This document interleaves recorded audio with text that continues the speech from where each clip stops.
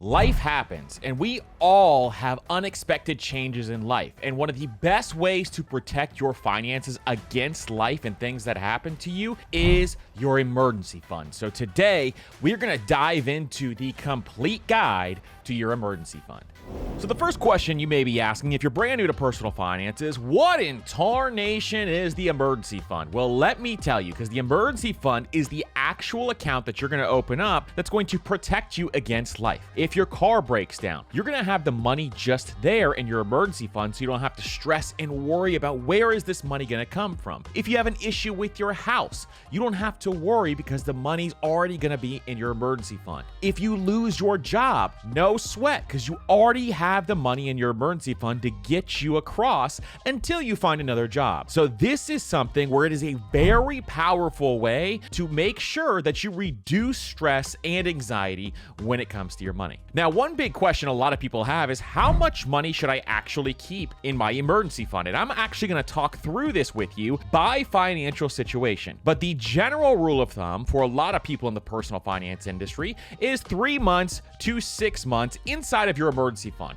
Now, I have a couple of problems with this because what really matters is, what is your financial situation? Meaning, what type of people are in your life who depend on your income, and what do you need to protect when it comes to your emergency fund? So we're going to go through this by financial situation, but for most people, I want you to make sure that you have at least 6 months of cash saved in your emergency fund. So how do you calculate that? You figure out, how much money do I actually spend every single month? And you can go back on a couple of months of bank statements and then figure out, hey, this is how much I spend every single month. You add it all up, and then you save 6 months worth of that. So 6 times whatever that number is. So if you spend $5,000 a month, you save up $30,000 in cash in your emergency fund. Now, this may sound like a lofty goal. It may sound very difficult right now, but let me tell you, over time, if you just continue funding that emergency fund, you will build up enough savings to have that 6-month cushion available. Now, sometimes life is going to happen and it's going to smack you right dab in the face, and you're going to have to use your emergency fund while you're building it up. But that's okay. Spending your emergency fund is okay. That is what it is there for. A lot of people get discouraged or worried when they have to spend their emergency fund,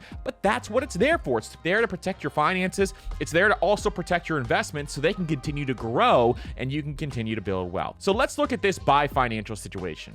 The first situation is if you are single with no dependents. Maybe you're partying it up in the club because you're single, you're making it rain in the club, you got all this extra money, you're single, living the high life. Or you're struggling just to get by, you live in your own apartment or you have roommates and you're just trying to figure it out. It doesn't matter. If you are single and nobody depends on your income, then maybe you can get away with 3 months of expenses. But for most situations, I would still save up 6 months. So how do you know if you can get away with 3 months expenses? The way to know this is if you are in a career or your career path is one that is in very, very high demand. Meaning that if your career path will allow you to get a job really, really quickly, then that may be a situation where you can have 3 months of expenses. I'm talking about people who are coders or maybe nurses. There's a few different criteria out there, but if you can find a job really, really quickly, then maybe you can get away with 3 months, but why risk it? Instead, I would keep that 6 months available even if I was single, just to protect my finances even longer. Because think about this for a second. Say, for example, you lose your job.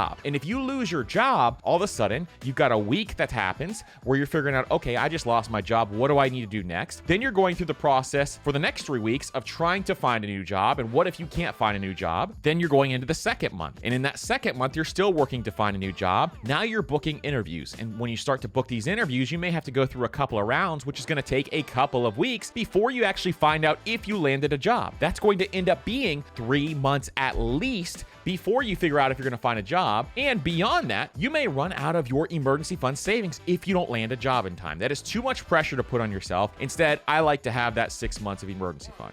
Number 2 is a single income family. So if you are a family where one spouse may work and the other spouse does not work, then I would absolutely make sure I have 6 to 9 months in my emergency fund and more if you want to, because having that cash cushion with only one income is going to be incredibly powerful for you. Having only one income income is very dangerous in and of itself. So you got to make sure that you are protecting that one income by having a longer time horizon so that you can ensure that your wealth is protected.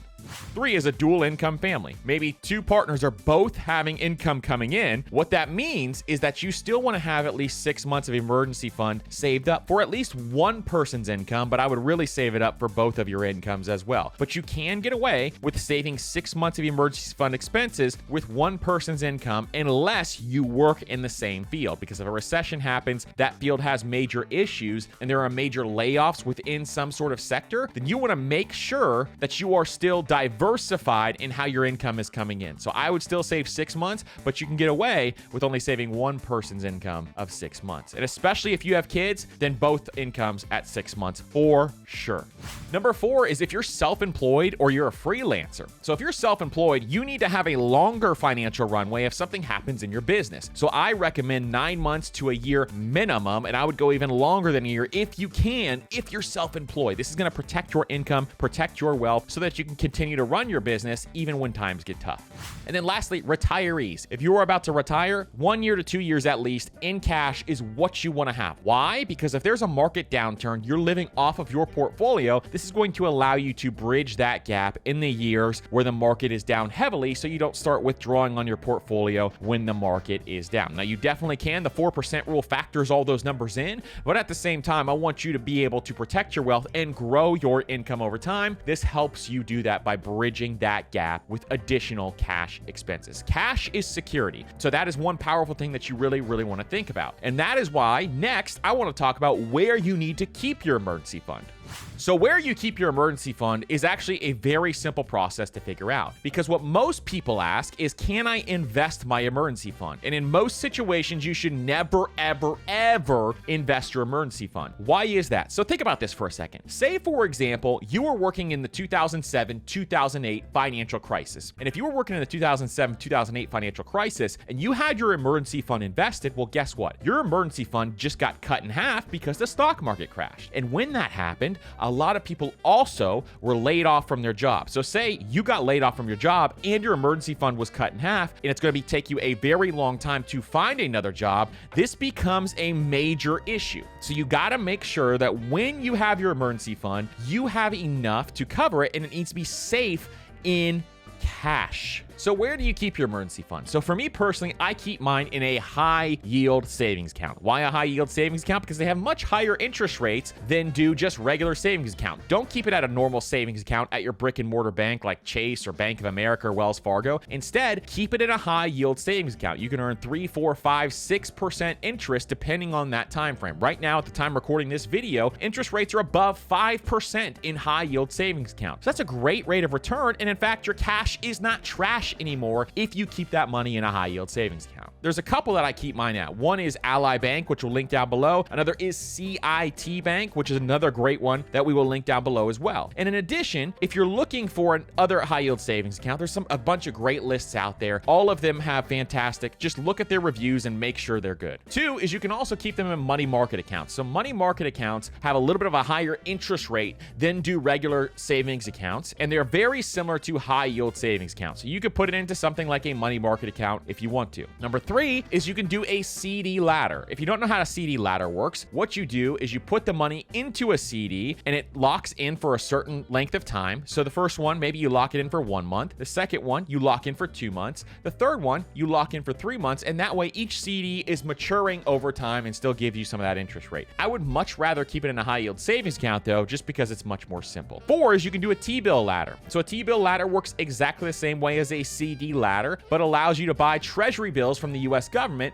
that are backed by the US government and guarantee rates of return. So if T-bills are really high at some point in time, a T-bill ladder is a great option. And so those are the 4 places that I would look to keep my emergency fund currently. Generally, you do not want to invest your emergency fund unless you have a very large emergency fund. Say, for example, you have 2 years of cash saved up, then you can invest a year of cash and then save the other year of cash. No issues there, because that's going to allow you to at least bridge that gap over that time frame. But for most people, if you want to have that emergency fund in place, I would absolutely keep it in cash in a high yield savings account or one of the other items we just listed here. Lastly, the last thing you want to do with your emergency fund is automate this, because we don't want to rely on our willpower in order to save up enough money for our emergency fund. So when you automate your emergency fund, this is a very simple process that will allow you to actually build this up over time without even having to think about it. That's the power of automating your money, is you don't have to think about this stuff anymore if you automate your funds. So the first thing I would do is set up my high yield savings account, and then I would transfer from my checking account to my high yield savings account the exact amount that you want to save every single time you get paid. So if you get paid every 2 weeks, I would save $200, $300, $400 every 2 weeks into your emergency fund so that you can build that up. Your emergency fund is incredibly important, so consider doing these automated tasks. I do this in Ally Bank, where I set up my emergency fund transfer every single month into Ally Bank into my savings bucket called emergency fund. And this just allows me to automate it. I never have to think about it. My emergency fund just keeps building up every single month, and I don't have to worry about it whatsoever because it is completely automated. And then you can go on doing other things like earning more income or just living your dream life. So that's exactly why I want you to automate this process to make it that much easier so you can cut out willpower. Listen, hope you guys learned a ton about emergency funds. If you guys have any questions, make sure to leave them down in the comments below. And don't forget to like, subscribe, hit that notification bell as well. And we will see ya on the next video.